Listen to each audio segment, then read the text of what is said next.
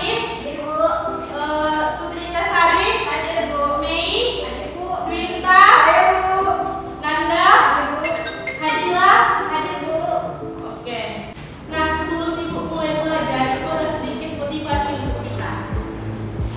Jadi gini motivasinya, jangan pernah berhenti untuk belajar.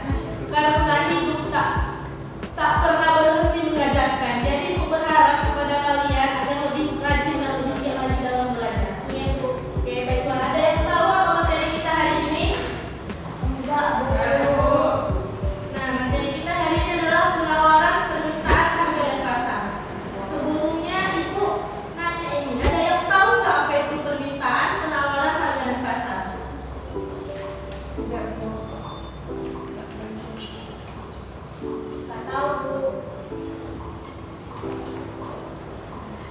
A few moments later. Nah, kalau nggak ada yang tahu, ibu akan memberikan penjelasannya sedikit ya. Baiklah, di sini ibu akan menjelaskan materi tentang permintaan, penawaran, harga dan pasar. Nah, yang pertama ada permintaan. Apa itu permintaan? Permintaan adalah menerangkan tentang ciri hubungan antara jumlah permintaan dan harga. Nah, ada faktor-faktor penentuan dari permintaan. Yang pertama itu ada seperti harga barang itu sendiri, yang kedua ada harga barang lain yang berkaitan erat dengan barang tersebut, dan yang ketiga ada pendapatan rumah tangga dan pendapatan rata-rata masyarakat, dan yang ketiga, yang keempat ada cita rasa masyarakat, dan yang kelima itu ada ramalan mengenai keadaan masa yang akan datang. Nah, terus itu adalah jumlah permintaan dan tingkat harga memiliki hubungan seperti yang pertama itu ada pengaruh penghasilan atau income effect. Kalau harga suatu barang naik, maka dengan jumlah penghasilan uang yang sama, orang terpaksa hanya dapat membeli barang lebih sedikit. Sebaliknya, jika harga barang itu turun dengan penghasilan yang sama, orang dapat membeli lebih banyak dan barang tersebut mungkin juga barang-barang lain pula.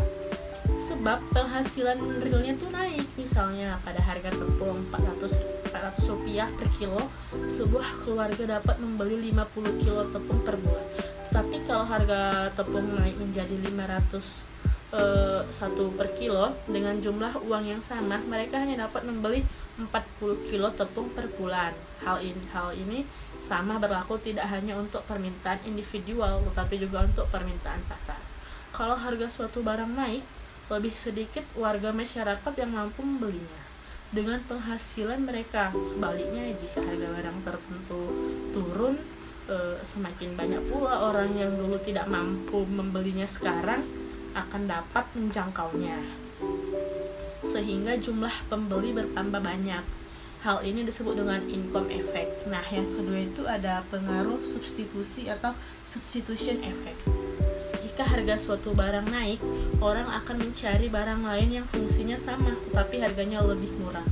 Penggantian ini disebut dengan substitusi. Gejala ini disebut dengan substitution effect. Nah, yang ketiga itu ada penghargaan subjektif atau marginal utility.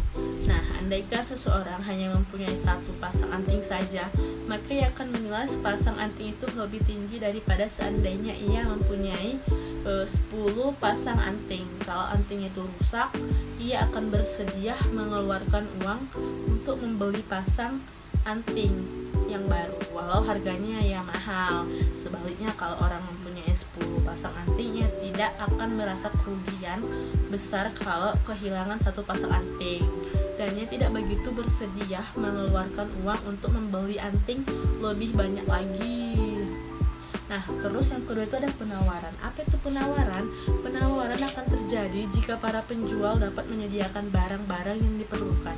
Hal ini akan mempengaruhi tingkah laku penjual dalam menyediakan atau menawarkan barang-barang yang diperlukan masyarakat di pasar, dan penentuan faktor-faktor yang mempengaruhi penawaran produksi akan dijual. Faktor-faktor terpenting dalam penentuan penawaran antara lain, yang pertama itu ada harga barang itu sendiri, dan yang kedua ada harga barang-barang lain yang berkaitan erat dengan barang tersebut, yang ketiga ada biaya produksi, yang keempat ada tujuan-tujuan operasi perusahaan tersebut, dan yang kelima ada tingkat teknologi yang digunakan. Nah, yang ketiga itu ada harga dan pasar.